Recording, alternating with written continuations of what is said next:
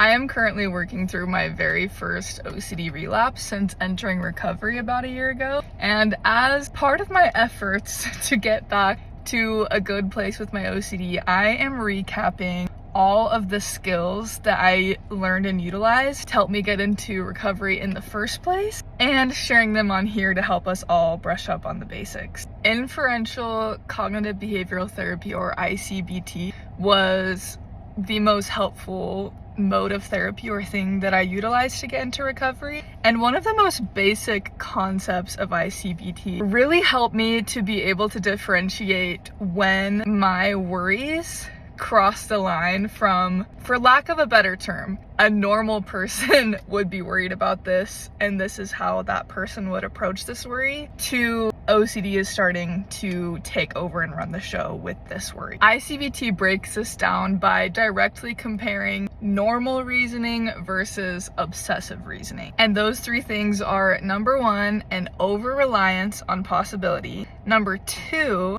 dismissal of actual evidence; and number three, irrelevant associations. Obviously, I can't fully dive into and explain all of these principles in one single video because it takes working with a therapist who specializes in OCD and ICBT to walk you through. But just as a brief example, I'm gonna put up on the screen here some work that I did with an example of a scrupulosity OCD doubt and how each of these three components were feeding into obsessional reasoning. This matters, especially when you're working towards OCD recovery, because so much of what happens with OCD is so automatic. Breaking it down and becoming aware of what's happening in your brain is the first step towards stopping OCD in its tracks and mastering OCD.